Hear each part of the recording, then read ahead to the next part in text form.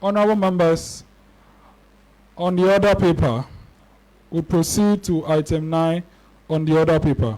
Remarks by Mr. Simon K.M. Avorgah. Before I invite him to mount the podium, I'd like to quickly read a short or brief profile about him. Mr. Simon Kwodjo or Kwodjo Mesa Avorgah is a lecturer at the Department of Marketing of Ho Technical University, and he is also acting as the head of department. Mr. Avorgah is the national president of Ho Technical University Alumni Association. He holds an HND in marketing from Ho Polytechnic, Bachelor of Marketing from Kimpa. He also holds Masters in Business Administration, that is MBA, and also Masters of Philosophy in Business Consulting and Enterprise Risk Management from KNUST, Kumasi. Mr. Avorgah is equally a PhD candidate. Honorable members, I respectfully invite our guest of honor, Mr. Simon Kwodjo Mesa Avorgah, the National President of HTU Alumni Association, to mount the podium and speak to us.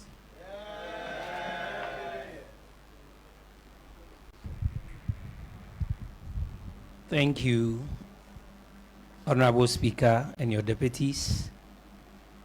Honorable MC, you are DC, oh, okay. Flolu, your dad is my council chair.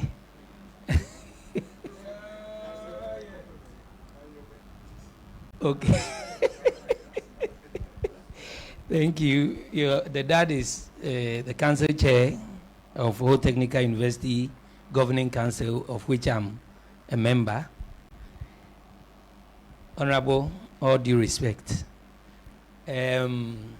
my body, Captain, Honorable Captain Kwodjo, when you were giving a description of him, I felt that you left out so many things.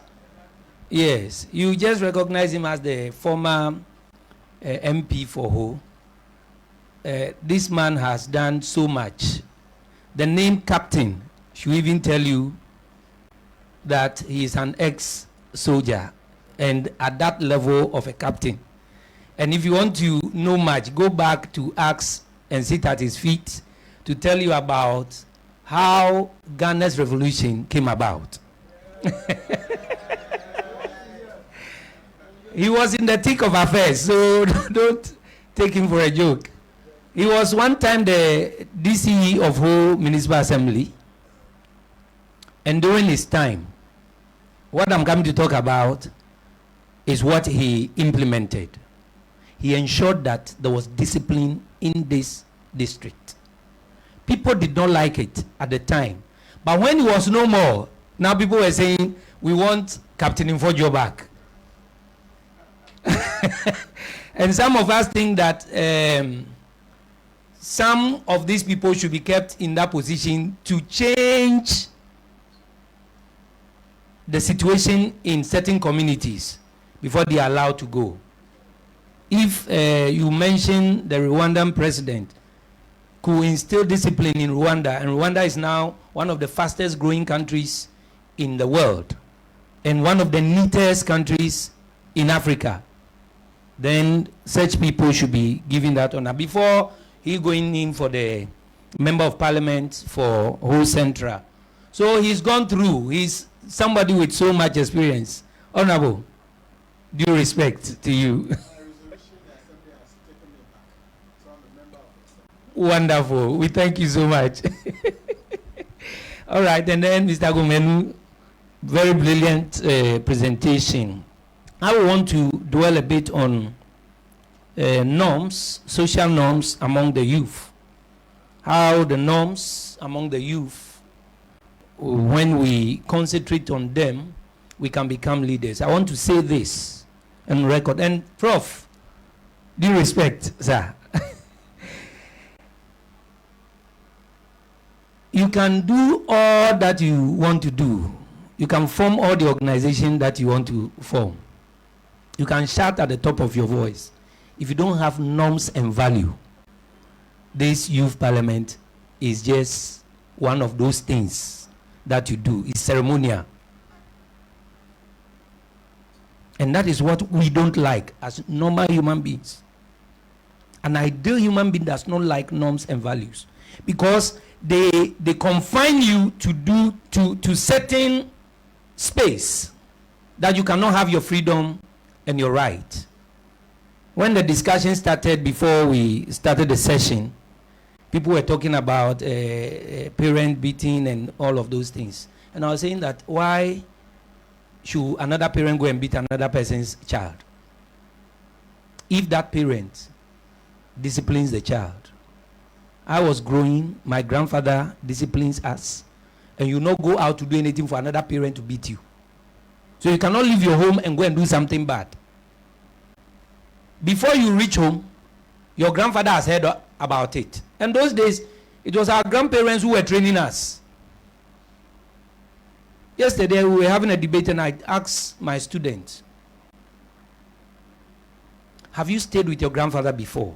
If you are living in your grandfather's house, you wake up, you don't wake up at 7. Some of you sleep and wake up at 9, 10. Students who are studying. With my grandfather, you wake up at 4. You get to the kitchen. You sweep there. You fetch water, fill the pot. Plain. What do we have? What is guiding us? In Africa, we talk a lot. And all the talks we are talking does not bring anything. Unproductive talking. That's why for some of us, permit me if I say this and you don't agree with me.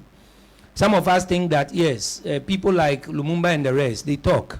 Brilliant talking. But what change has it brought? He talked and talked and talked, and when he went for parliamentary election, he lost. The talking does not bring that. I feel that we can convert and change our talking into energies that will bring out something. If I can gather 10 young people and say that we don't want to talk, we want to get to the gardens, we want to get into the bush and start farming. If you are in the farm, would you talk? Would you insult somebody? By 2-3 years, we have productivity. And then we think, especially those of you in the technical university, we think about converting those raw materials into process things. I saw Honorable Flolu's brilliant adverts on his area, tourism, promoting tourism. Do you know something? We had gone there with my students before. We spotted some few places. Our students, marketing students, do some kind of practical advertising. But because of the COVID, we stopped. Then I saw Honorable Flolu's advert, and I said, wow. There are a lot of district assemblies and municipal assemblies who are saying that they cannot do anything. They will only have to depend on government subvention to survive. Tourism is fetching so much for countries like South Africa. And I'm believing that one day Honorable Flolu will create other jobs and employ more young people for the tourism sector in that area. What can we do? We are talking too much. 2, we blame everybody and everything except ourselves. For years, Africans have blamed colonialism. I've been having an argument with my past students, this thing. And to the extent that somebody is saying that the whites came to wipe our brains. Oh, you can't think again. You can't be innovative and creative again. You mean your grandfathers were taken and they took their brains and everything, so you also don't have brains. You don't have creativity. You don't have skills. Yes, they took us out. They took our grandfathers away, but you that is left here, develop your brain and use your brain.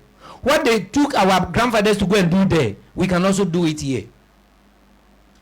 So let's stop blaming and blaming and blaming. For so many years, Africa have blamed everybody except for itself.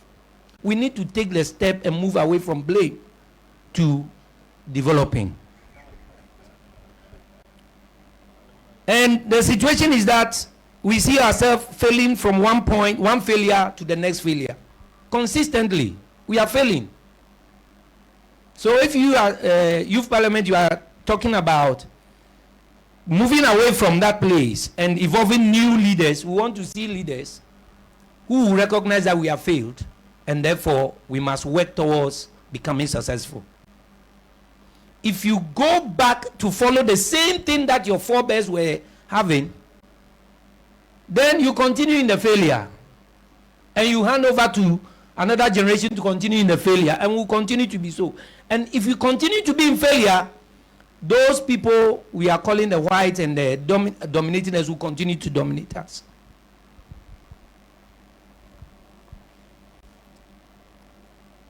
It is time for us to point at a solution.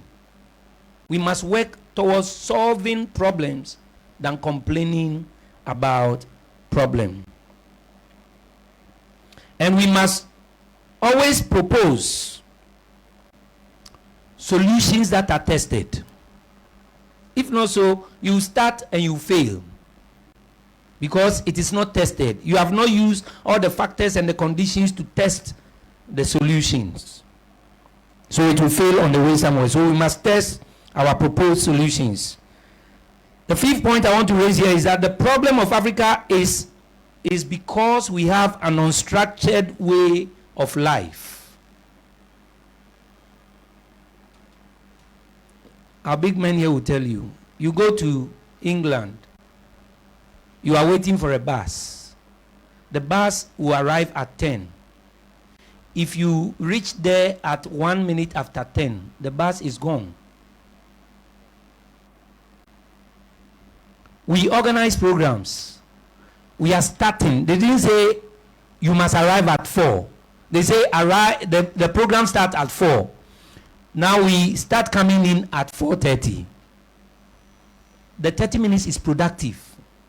And if we want to calculate it, the trillions of dollars that we have lost because of lateness, we cannot account for it. So they have structured systems.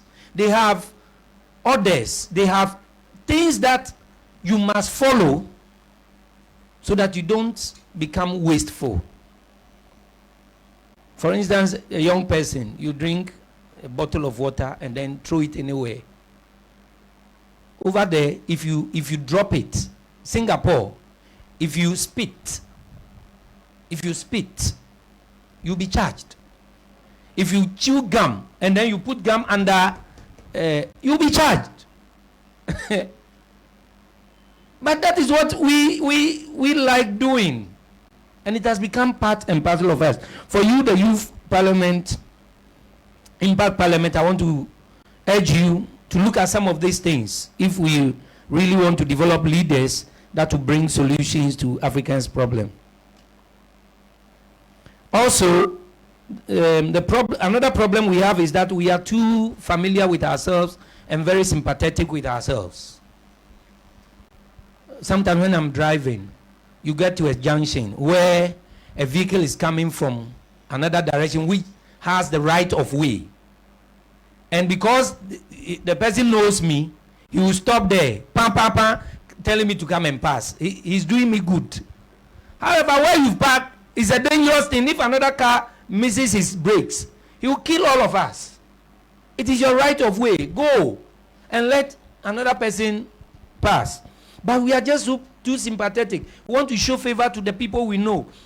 And so we are breaking the rules and breaking the laws. We need to deal with this aspect of our life. Obama said we should establish and strengthen our institutions so that they must work. Our institutions, they must work. We lose trillions of dollars because we have not instituted norms and values. Just recently, we heard about parliamentarians who have missed parliament for the stipulated time that they shouldn't go to parliament, that they didn't go to parliament. Until people started agitating for that. It is then that we are now like bringing those things to bear.